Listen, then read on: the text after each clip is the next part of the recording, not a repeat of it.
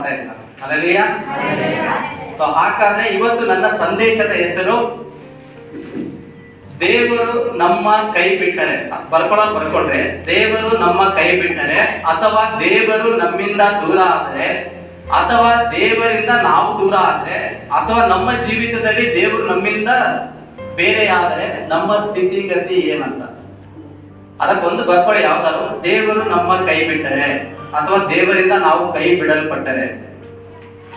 So ಹಾಗಾದರೆ ಈ ಸಂದೇಶಕ್ಕೆ ನಾವು ಬರೋದಕ್ಕಿಂತ ಮುಂಚೆ ನಾವು ಕೆಲವೊಂದು ವಿಚಾರಗಳನ್ನ ಮಾತಾಡ್ಕೊಳ್ಳೋಣ.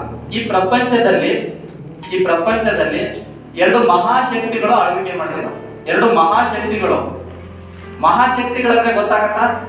ಅದ್ಭುತ ಮಾಡುವಂಥದ್ದು, ಅತಿಶಯ ಮಾಡುವಂಥದ್ದು, ನಮಗಿಂತ ವಿಶೇಷವಾದ ಪವರ್ ಇರುವಂತ ಎರಡು ಮಹಾಶಕ್ತಿಗಳು ಪ್ರಪಂಚದಲ್ಲಿದ್ದಾವೆ. ಒಂದು ದೇವರು, ಯಾರು? ಒಬ್ರು ದೇವರು, ಇನ್ನೊಬ್ರು ಸೈತಾನ. ಅರ್ಥ ಆಗತ್ತಾ? ಈ ಪ್ರಪಂಚನ ಆಳುತ್ತಿರುವಂತ ಎರಡು ಮಹಾಶಕ್ತಿಗಳಂದ್ರೆ ಯಾವುದು? ಒಂದು ದೇವರು, ಎರಡನೇದು ಸೈತಾನ. ಸೊ ಇವೆರಡು ಮಹಾಶಕ್ತಿಗಳು ಪ್ರಪಂಚವನ್ನ ಆಳ್ತಾ ಇದ್ದಾವೆ. ಇವೆರಡು ಮಹಾಶಕ್ತಿಗಳ ಬಗ್ಗೆ ಪ್ರಪಂಚದಲ್ಲಿಯೂ ಎಲ್ರಿಗೂ ಚಿರಪರಿಚಿತ ಇದೆ. ಯಾರ ಬಗ್ಗೆ ಚಿರಪರಿಚಿತ ಇದೆ ಅಂದ್ರೆ ದೇವರ ಬಗ್ಗೆ ಎಲ್ರಿಗೂ ಗೊತ್ತು. ಈಗ ನಾವು ಕೂತಿರುವಂತ ಪ್ರತಿಯೊಬ್ಬರಿಗೂ ಕೂಡ ದೇವರ ಬಗ್ಗೆ ಹೇಳಿ ಅಂದ್ರೆ ಎಲ್ರಿಗೂ ಗೊತ್ತು. ದೇವರಂದ್ರೆ ಒಳ್ಳೆಯವನು, ಕೃಪಾಪೂರ್ಣನು, ಒಳ್ಳೆ ಕೆಲಸ ಮಾಡುವಂತನು, ನಮ್ಮನ್ನ ಸಂರಕ್ಷಣೆ ಮಾಡೋರು, ನಮ್ಮನ್ನ ಪರಲೋಕ ಕೊಡೋರು, ನಮ್ಮನ್ನ ಉಂಟು ಮಾಡಿದಂತ ದೇವರಂತ ಎಲ್ಲರಿಗೂ ಆ ವಿಚಾರ ಗೊತ್ತು. ಮತ್ ಹೊರಗಡೆ ಹೋಗಿ ಜನಗಳಿಗೆ ಕೇಳಿ ದೇವರ ಬಗ್ಗೆ ಅವ್ರು ಹೇಳ್ತಾರೆ, ದೇವ್ರು ಇದ್ದಾರಪ್ಪ, ದೇವ್ರು ತುಂಬಾ ಒಳ್ಳೆಯನು, ದೇವ್ರ ಕೆಲಸ ಮಾಡ್ತಾನೆ, ಇದ್ರ ಬಗ್ಗೆ ಎಲ್ಲರೂ ಕೂಡ ಹೇಳ್ತಾ ಇರ್ತಾರೆ. ಆದ್ರೆ ಸೈತಾನ ಬಗ್ಗೆ ಹೋಗಿ ಕೇಳಿ ಹೊರಗಡೆ ಎಲ್ಲಾರೆ ಯಾರಿಗೂ ಗೊತ್ತಿಲ್ಲ ಆತನ ಬಗ್ಗೆ. ಸೈತಾನನ ಬಗ್ಗೆ ಯಾರಿಗೂ ಗೊತ್ತಿಲ್ಲ ಪ್ರಪಂಚದಲ್ಲಿ, ತುಂಬಾ ಕಡಿಮೆ. ದೇವರ ಬಗ್ಗೆ ತಿಳ್ಕೊಳ್ಳಕ್ಕೆ ತುಂಬಾ ದೊಡ್ಡ ದೊಡ್ಡ ಕಾಲೇಜ್ಗಳಲ್ಲಿ ದೇವ್ರ ಬಗ್ಗೆ ಹೇಳ್ಕೊಡ್ತಾರೆ, ಪಾಠ ಹೇಳ್ಕೊಡ್ತಾರೆ. ಸ್ಕೂಲ್ಗಳಲ್ಲಿ ದೇವ್ರ ಬಗ್ಗೆ ಹೇಳ್ಕೊಡ್ತಾರೆ, ಚರ್ಚ್ಗಳಲ್ಲಿ ದೇವ್ರ ಬಗ್ಗೆ ಹೇಳ್ಕೊಡ್ತಾರೆ, ಮಸೀದಿಗಳಲ್ಲಿ ದೇವ್ರ ಬಗ್ಗೆ ಹೇಳ್ಕೊಡ್ತಾರೆ, ದೇವಸ್ಥಾನಗಳಲ್ಲಿ ದೇವ್ರ ಬಗ್ಗೆ ಹೇಳ್ಕೊಡ್ತಾರೆ. ಆದರೆ ಪ್ರಪಂಚದಲ್ಲಿ ಸೈತಾನನ ಕುರಿತು ಒಂದೇ ಒಂದು ಕಾಲೇಜಲ್ಲೂ ಇಲ್ಲ. ಯಾವುದೇ ದೇವಸ್ಥಾನದಲ್ಲಿ ಸೈತಾನನ ಬಗ್ಗೆ ಹೇಳ್ಕೊಡಲ್ಲ, ಯಾವುದೇ ಮಸೀದಿಗಳಲ್ಲಿ ಸೈತಾನನ ಬಗ್ಗೆ ಹೇಳ್ಕೊಡಲ್ಲ, ಪುಸ್ತಕಗಳಲ್ಲಿ ಯಾವುದೇ ಪುಸ್ತಕದಲ್ಲಿ ಸೈತಾನನ ಬಗ್ಗೆ ಬರೆಯಲ್ಪಟ್ಟಿಲ್ಲ. ಆದರೆ ಪ್ರಪಂಚದಲ್ಲಿ ಸೈತಾನನ ಕುರಿತು ಹೇಳುವಂತ ಒಂದೇ ಒಂದು ಗ್ರಂಥ ಅಂದ್ರೆ ಅದು ಬೈಬಲ್ ಮಾತ್ರ. ಹಲ್ಲೆಲೂಯಾ. ಯಾವ ಗ್ರಂಥ ಹೇಳುತ್ತೆ ಸೈತಾನನ ಕುರಿತು? ಬೈಬಲ್ ಮಾತ್ರ ಹೇಳೋದು. ಚರ್ಚ್ಗಳಲ್ಲಿ ಮಾತ್ರ ಸೈತಾನನ ಬಗ್ಗೆ ಹೇಳೋದು, ಬೇರೆ ಎಲ್ಲೆಲ್ಲೂ ಕೂಡ ಆತನ ಬಗ್ಗೆನೇ ಗೊತ್ತಿಲ್ಲ. ಸೊ ಇವೆರಡು ಮಹಾಶಕ್ತಿಗಳು ಪ್ರಪಂಚದಲ್ಲಿ ವಾಸ ಮಾಡ್ತಿದ್ದಾವೆ. ಎಲ್ಲಿ ವಾಸ ಮಾಡ್ತಿದ್ದಾವೆ? ಈ ಪ್ರಪಂಚದಲ್ಲಿ. ಇವೆರಡು ಮಹಾಶಕ್ತಿಗಳಿಗೆ ಒಬ್ಬ ಮೀಡಿಯೇಟರ್ ಆಗಿದ್ದಾರೆ ಮಧ್ಯದಲ್ಲಿ. ಯಾರಂದ್ರೆ ಮನುಷ್ಯ. ಯಾರು? ಮನುಷ್ಯ.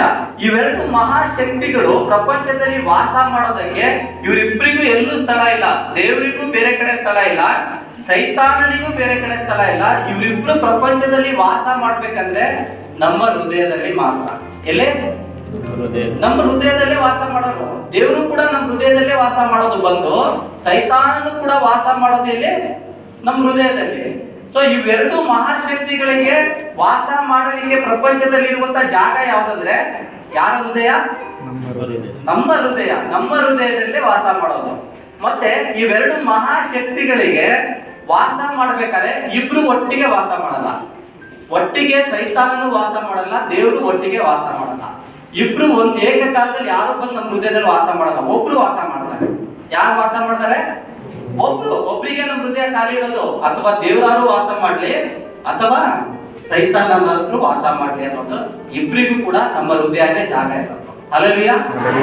ಸೊ ಹಾಗಾದರೆ ನಮ್ಮ ಹೃದಯದಲ್ಲಿ ದೇವರು ವಾಸ ಮಾಡೋ ಟೈಮಲ್ಲಿ ಸೈತಾನ ಇರಲ್ಲ. ಯಾರಿರಲ್ಲ? ಸೈತಾನ ಇರಲ್ಲ ನಮ್ಮ ಹೃದಯದಲ್ಲಿ. ಅದೇ ಸೈತಾನ್ ಬಂದು ನಮ್ಮ ಹೃದಯದಲ್ಲಿ ವಾಸ ಮಾಡಿದಾಗ ದೇವರು ಇರಲ್ಲ. ಹಲ್ಲೆಲೂಯಾ. ಅರ್ಥ ಆಗ್ತಿದೆಯಲ್ಲ? ಇಬ್ರು ಏಕಕಾಲದಲ್ಲಿ ಬಂದು ವಾಸ ಮಾಡಕ್ಕಾಗಲ್ಲ. ಇಲ್ಲ ದೇವರಾದ್ರೂ ವಾಸ ಮಾಡ್ತಾರೆ, ಅಥವಾ ಸೈತಾನಾದ್ರೂ ವಾಸ ಮಾಡ್ತಾರೆ. ಇವತ್ತು ಪ್ರಪಂಚದಲ್ಲಿ ನಾವೆಲ್ಲರೂ ಕೂಡ ಕ್ರೈಸ್ತರು ಇಲ್ಲಿ ಕುತ್ಕೊಂಡಿದ್ದೀವಿ, ದೇವರನ್ನ ಆರಾಧನೆ ಮಾಡ್ತಿದ್ದಾರೆ. ನಮ್ ಜೊತೆ ಯಾರು ವಾಸ ಮಾಡ್ತಿದ್ದಾರೆ ಈಗ? ದೇವರು ವಾಸ ಮಾಡ್ತಿದಾರಲ್ಲ ಈಗ. ಈ ಪ್ರಪಂಚದಲ್ಲಿ ಹೊರಗಡೆ ಜನರ ಹತ್ರ ಯಾರು ವಾಸ ಮಾಡ್ತಿದ್ದಾರೆ? ಸೈತಾನನ ವಾಸ ಮಾಡ್ತಿದ್ದಾರೆ. ನಮ್ ಜೊತೆ ಮಾತ್ರ ಯಾರು ವಾಸ ಮಾಡ್ತಿದ್ದಾರೆ? ದೇವರು. ಆದರೂ ಕೂಡ ಕೆಲವೊಂದು ಸಮಯದಲ್ಲಿ ನಮ್ಮ ಜೊತೆ ದೇವರು ವಾಸ ಮಾಡೋದನ್ನ ಬಿಟ್ಟು ಸೈತಾನನಿಗೆ ನಾವು ಅವಕಾಶ ಕೊಟ್ಟಿರ್ತೀವಿ. Hallelujah, hallelujah. ಯಾವಾಗ ಕೊಡ್ತೀವಿ ಗೊತ್ತಾ? ದೇವರು ನಮ್ಮಿಂದ ದೂರ ಹೋಗ್ತಾರಲ್ಲ, ಆವಾಗ ಆ ಜಾಗನ ಯಾರು ಬಂದು ಆಕ್ರಮಣ ಮಾಡ್ತಾರೆ? ಸೈತಾನ ಬಂದು ಆಕ್ರಮಣ ಮಾಡ್ತಾರೆ. ಹಾಗಾಗಿ ನನ್ನ ಸಂದೇಶದ ಟೈಟಲ್ ನಿಮಗೆ ಅರ್ಥ ಆಗ್ಬೇಕು. ದೇವರಿಂದ ನಾವು ಕೈ ಬಿಡಲ್ಪಟ್ಟರೆ, ದೇವರು ನಮ್ಮಿಂದ ದೂರ ಆದರೆ ಯಾರು ಬಂದು ವಾಸ ಮಾಡ್ತಾರೆ ನಮ್ಮ ಜೊತೆ? ಹಲ್ಲೆಲೂಯಾ. ಸೊ ಹಾಗಾದ್ರೆ ದೇವ್ರು ನಮ್ಮಿಂದ ದೂರ ಹೋಗ್ತಾರ ಕೆಲವೊಂದು ಟೈಮಲ್ಲಿ? ನಂಬ್ತೀರಾ ಹೋಗ್ತಾರೆ ಅಂತ? ನಮ್ಮಿಂದ ದೂರ ಹೋಗ್ಬಿಡ್ತಾರೆ ಕೆಲವೊಂದು ಟೈಮಲ್ಲಿ ದೇವರು. ನಾನು ಹೇಳ್ತೀನಿ, ಈ ಸಂದೇಶ ಕೊನೆಗೆ ಬರ್ಬೇಕಾದ್ರೆ ನಿಮಗೆ ಅರ್ಥ ಆಗತ್ತೆ ಯಾವ್ಯಾವ ಸಮಯದಲ್ಲಿ ದೇವ್ರು ನಮ್ಮನ್ನು ಬಿಟ್ಟು ದೂರ ಹೋಗ್ಬಿಡ್ತಾರೆ, ನಮ್ ಕೈ ಬಿಡ್ತಾರೆ, ಯಾವ ಯಾವ ಸಮಯದಲ್ಲಿ ಅಂತ. ಹಲ್ಲೆಲೂಯಾ. ಸೊ ಹಾಗಾದ್ರೆ ಪ್ರಪಂಚದಲ್ಲಿ ನೋಡ್ರಿ, ಗಂಡ ಹೆಂಡತಿ ಹೊಸ್ದಾಗಿ ಮದುವೆ ಆಗಿರ್ತಾರೆ. ಹೊಸ್ದಾಗಿ ಮದುವೆ ಆಗಿರೋ ಗಂಡ ಹೆಂಡತಿಗೆ ಏನೋ ಮಿಸ್ಟೇಕ್ ಮಾಡಿರ್ತಾಳೆ, ಗಂಡ ಹೇಳಿ ಹೊಡೆದ್ಬಿಡ್ತಾರೆ. ಹೊಡೆದ್ಬಿಟ್ಟು ನೀನ್ ಸರಿ ಇಲ್ಲಮ್ಮ ಹಾಗೆ ಹೀಗೆ ಅಂತ ಜಗಳ ಮಾಡ್ತಾರೆ. ಜಗಳ ಮಾಡಿದಾಗ ಹೆಂಡತಿ ಏನ್ ಮಾಡ್ತಾಳೆ? ಗಂಟು ಮುಟ್ಟೆ ಕಟ್ಕೊಂಡು ಮನೆಗೆ ಬಿಟ್ಟು ಹೊರಡೋದನ್ನ ಸ್ಟಾರ್ಟ್ ಮಾಡ್ತಾರೆ. ಹೋಗ್ತಾರ ಇಲ್ವಾ? ಹೋದಾಗ ಗಂಡ ಏನ್ ಮಾಡ್ತಾನೆ? ಕೈ ಬಿಟ್ಬಿಡ್ತಾರ? ಗೋಳಾಡ್ತಾನೆ, ಇಲ್ಲಮ್ಮ ತಪ್ಪಾಯ್ತು ನಾನು ಮಾಡಿದ್ದು, ಏನೋ ನನಗೆ ಅಚಾನಕ್ ಆಗಿ ಸಿಟ್ಟಲ್ಲಿ ನಾನು ಮಾಡ್ಬಿಟ್ಟೆ, ನೀನ್ ದಯವಿಟ್ಟು ಮನೆ ಬಿಟ್ಟು ಹೋಗ್ಬೇಡ, ಮರ್ಯಾದೆ ಇರಲ್ಲ, ಊರವ್ರು ಏನ್ ಕೇಳ್ತಾರೆ, ನಾನ್ ಪ್ರಶ್ನೆ ಕೇಳ್ತಾರೆ, ನನ್ನನ್ನು ಬಿಟ್ಟು ಹೋಗ್ಬೇಡಮ್ಮ, ತಪ್ಪಾಯ್ತು, ಇನ್ನೊಂದ್ಸಲಿ ಆ ತಪ್ಪನ್ನ ಮಾಡೋಣ, ದಯವಿಟ್ಟು ಹೋಗ್ಬೇಡ ಹೋಗ್ಬೇಡ ಅಂತ ಪೀಡಿಸಿ ಕಾಡಿಸಿ ಗೋಳಾಡಿ ಹೆಂಡ್ತಿನ ಇಟ್ಕೊಳ್ತಾ ಇರ್ತಾನೆ. ಬಿಟ್ಬಿಡ್ತಾರ ಹೋಗ್ಲಿ ಅಂತ? ಬಿಡಲ್ಲ. ಮಗ ಏನೋ ತಪ್ಪು ಮಾಡಿರ್ತಾನೆ, ಹೊಡೆದ್ಬಿಟ್ವಿ. ಮಗ ಮನೆ ಬಿಟ್ಟು ಏನೋ ಹೋಗಕ್ ಪ್ರಯತ್ನ ಮಾಡ್ತಿರ್ತಾರೆ, ನಾವು ಬಿಟ್ಟು ಬಿಡ್ತೀವ? ಗೋಳಾಡಿ ಕಾಡಿ ಬೇಡಿ ಏನಾದ್ರು ಮಾಡಿ ಮಗನನ್ನ ಏನ್ ಮಾಡ್ತೀವಿ? ಇರಿಸ್ಕೊಳ್ತೀವಿ. ಬೇಡ ಹೋಗ್ಬೇಡ ಹೋಗ್ಬೇಡ ಹೋಗ್ಬೇಡ.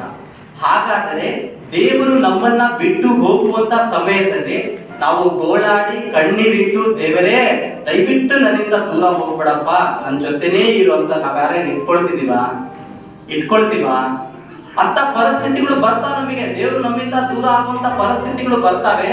ಆ ಟೈಮಲ್ಲಿ ನಾವು ಗೋಳಾಡಿ ಕಣ್ಣೀರಿಟ್ಟು ದೇವರನ್ನ ಜೊತೆಯಲ್ಲಿ ಇಟ್ಕೊಳ್ತಾ ಇಲ್ಲ. ಹಾಗಾದ್ರೆ ಹೆಂಡತಿನ ಬಿಟ್ಟು ಹೋಗೋದ್ರೆ ನಾವು ತಡ್ಕೊಳಕ್ ಆಗ್ತಿಲ್ಲ, ಮಗ ಬಿಟ್ಟು ಹೋಗೋದನ್ನೇ ನಾವು ತಡ್ಕೊಳ್ಳೋದು ಬಿಟ್ಕೊಡದೆ ಅವ್ರನ್ನ ಮನೇಲಿ ಇಟ್ಕೊಳ್ತಾ ಇದೀವಿ, ಹೋಗ್ಬೇಡ ಅಂದ್ರೆ. ಆದ್ರೆ ಈ ಹೃದಯದ ಸಿಂಹಾಸನದಲ್ಲಿ ವಾಸ ಮಾಡುವಂತ ದೇವರು ನಮ್ಮಿಂದ ದೂರ ಹೋಗುವಂತ ಸಮಯದಲ್ಲಿ ನಾವು ಗೋಳಾಡಿ ಹತ್ತು ದೇವರೇ ಹೋಗ್ಬೇಡ ಅಂತ ನಾವ್ ಯಾರು ಇಟ್ಕೊಳ್ತಿದೀವ? ಹಾಗಾದ್ರೆ ಇಟ್ಕೋಬೇಕು ಸ್ನೇಹಿತರೆ. ಅದೇ ಇವತ್ತಿನ ಸಂದೇಶ. ನಾವು ದೇವರು ನಮ್ಮಿಂದ ದೂರ ಆಗುವಂತ ಸಮಯದಲ್ಲಿ ಹತ್ತು ಗೋಳಾಡಿ ಕಣ್ಣೀರಿಟ್ಟು ನಾವು ದೇವರು ಬಿಟ್ಟು ಹೋಗೋದನ್ನೇ ನಾವು ನಿಲ್ಲಿಸಬೇಕಾಗಿದೆ. Hallelujah, hallelujah. ಸೊ ಅದಕ್ಕೆ ಒಂದು ಮಾತು ಹೇಳೋದು ನೋಡಿ, ಯಾರು ಓದ್ಬೇಡಿ, ನಾನು ಹೇಳಿದಾಗ ಮಾತ್ರ ಒಬ್ರು ಬೈಬಲ್ ಓದಿರುತ್ತೆ, ನಾನೇ ಹೇಳ್ಕೊಂಡು ಹೋಗ್ತೀನಿ. ಯೋಬನಿಗೆ ಒಂದು ಸರಿ ಯೋಬನ ಗ್ರಂಥ ನೀವು ನೋಡ್ಬೇಕಾದ್ರೆ 1ನೇ ಅಧ್ಯಾಯ 10ನೇ ವಚನದಲ್ಲಿ ಹೇಳ್ತಾರೆ, ಯೋಬನಿಗೆ ದೇವ್ರು ಏನಂತ ಹೇಳ್ತಾರೆ? ಸೈತಾನ್ ಬಂದು ದೇವ್ರ ಹತ್ರ ಚಾಲೆಂಜ್ ಮಾಡೋ ಬರ್ಬೇಕಾದ್ರೆ ಯೋಬನನ್ನ ನೋಡಿದೆ ಅಂತ ಎಲ್ಲ ಕೇಳಿ ಬಂದಾದ್ಮೇಲೆ ಯೋಬನಿಗೆ ಸೈತಾನ್ ದೇವ್ರಿಗೆ ಒಂದು ಮಾತು ಹೇಳ್ತಾನೆ, ನೀನು ಯೋಬನ ಮನೆಯ ಸುತ್ತಲೂ ಬೇಲಿ ಹಾಕಿದ್ಯಾ, ಅದಕ್ಕಾಗಿ ಆತನಿಗೆ ಏನೂ ಕೇಳ ಬರಲ್ಲ, ಅವನು ಚೆನ್ನಾಗಿದ್ದಾನೆ. ಯಾಕಂದ್ರೆ ಅವನ ಮನೆಯ ಸುತ್ತಲೂ ನೀನೇನ್ ಮಾಡಿದ್ಯಾ, ಅವನ ಸ್ವಾಸ್ಥ್ಯಕ್ಕೆಲ್ಲ ನೀನೇನ್ ಮಾಡಿದ್ಯಾ, ಬೇಲಿ ಹಾಕಿದ್ಯಾ ಅಂತ ಹೇಳ್ತಾರೆ. ಸೈತಾನ ದೇವರಿಗೆ ಹೇಳುವಂತ ಮಾತು. ಸೊ ಹಾಗಾದ್ರೆ ನಮ್ಮ ಜೀವಿತದಲ್ಲಿ ನಮ್ಮೆಲ್ಲರ ಸುತ್ತಲೂ ದೇವರು ಬೇಲಿ ಹಾಕಿದಾರ ಇಲ್ವಾ? ಹಾಕಿದ್ದಾರೆ. ನಮ್ಮ ಸುತ್ತಲೂ ದೇವರು ಬೇಲಿ ಹಾಕಿ ನಮ್ಮನ್ನ ಕಾಯ್ತಾ ಇದ್ದಾರೆ. ನಮ್ಮ ಕುಟುಂಬನ, ನಮ್ಮ ಮನೆನ, ನಮ್ಮ ಮಕ್ಕಳನ್ನ ಎಲ್ಲರನ್ನ ಕಾಯ್ತಿದ್ದಾರೆ. ನಮ್ಮನ್ನ ಕಾಯುವಂತ ದೇವರು ಒಂದ್ ವೇಳೆ ಬೇಲಿನ ಕಿತ್ತು ನಾನೇ ನಿಮ್ಮೊಟ್ಟಿಗೆ ವಾಸ ಮಾಡಲ್ಲ ಅಂತ ದೇವರು ದೂರ ಆಗೋ ಟೈಮಲ್ಲಿ ನಮ್ಮ ಬದುಕು ಹೇಗಿರುತ್ತೆ? ಹಲ್ಲೆಲೂಯಾ. ಅದಕ್ಕೆ ಯೋಬನಿಗೆ ಸೈತಾನನಿಗೆ ದೇವ್ರು ಪರ್ಮಿಷನ್ ಕೊಟ್ಟು ಯೋಬನ ಜೀವಿತದಲ್ಲಿ ಹೋಗಿ ನೀನ್ ಏನಾದ್ರು ಮಾಡೋ ಅಂತ. ಯೋಬನ ಜೀವಿತ ನೀವು ನೋಡ್ಬೇಕಾದ್ರೆ ಸೈತಾನ್ ಬಂದು ಅವನ ಜೀವಿತದಲ್ಲಿ ಕೂತ್ಕೊಂಡ ಮೇಲೆ ಏನೇನ್ ಆದ ಅಂತ ನಿಮಗೆ ಎಲ್ಲರಿಗೂ ಗೊತ್ತು. ಹಾಗಾದ್ರೆ ಇವತ್ತು ದೇವ್ರು ನಮ್ಮನ್ನು ಬಿಟ್ಟು ಹೋಗ್ತಿದಾರ ಅನ್ನೋದು ನಾವು ತಿಳಿಬೇಕಾಗಿದೆ. ದೇವ್ರು ನನ್ನ ಜೊತೆ ಇದ್ದಾರೋ ಅಥವಾ ನನ್ನನ್ನ ಬಿಟ್ಟು ಹೋಗಿದಾನೋ, ಅಥವಾ ಹೋಗಿದಂತ ದೇವ್ರನ್ನ ನಾನು ಹೇಗೆ ಕರ್ಕೋಬೇಕು ರಿಟರ್ನೋ, ಅಥವಾ ನನ್ನ ಜೊತೆ ಇರೋ ದೇವರನ್ನ ನಾನು ಹೋಗ್ದಂಗೆ ಹೇಗೆ ಇಟ್ಕೋಬೇಕು ಅನ್ನೋದೇ ಇವತ್ತಿನ ಸಂದೇಶ. ಹಲ್ಲೆಲೂಯಾ. ಅರ್ಥ ಆಗ್ತಿದ್ಯಾ? ಸ್ವಲ್ಪ ಗಮನ ಕೊಟ್ಟು ಹೃದಯದಲ್ಲಿ ವಾಕ್ಯ ಇಳಿಸ್ಕೊಂಡ್ರೆ ಅರ್ಥ ಆಗುತ್ತೆ. ವಾಕ್ಯ ನಾನು ಹೇಳ್ತಾ ಹೋಗ್ತೀನಿ. ಮೊದಲನೇ ವಾಕ್ಯ ಬರ್ಕೊಳ್ಳಿ. ಕೀರ್ತನೆ 27ನೇ ಅಧ್ಯಾಯ 9ನೇ ವಚನ. ಯಾರಾದ್ರೂ ಅವರು ಸ್ಪಷ್ಟವಾಗಿ ಓದಿ. ಕೀರ್ತನೆ 27ನೇ ಅಧ್ಯಾಯ 9ನೇ ವಚನ.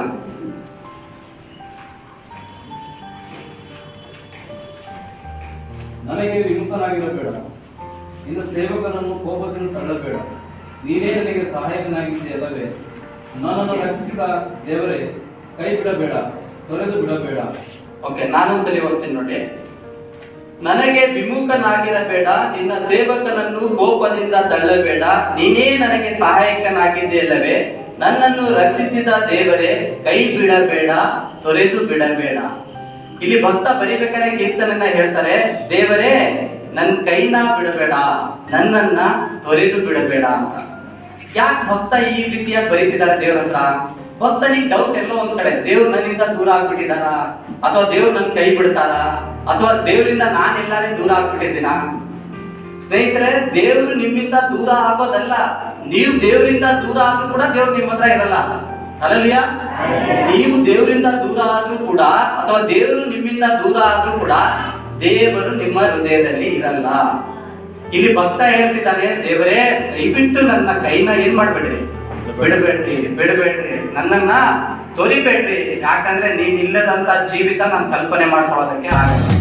ನಿಜವಾದ ಒಳ್ಳೆಯ ದೇವರು ನೀನೇ, ನಿಜವಾದ ಪ್ರೀತಿಯ ಅರ್ಥವು ನೀನೇ.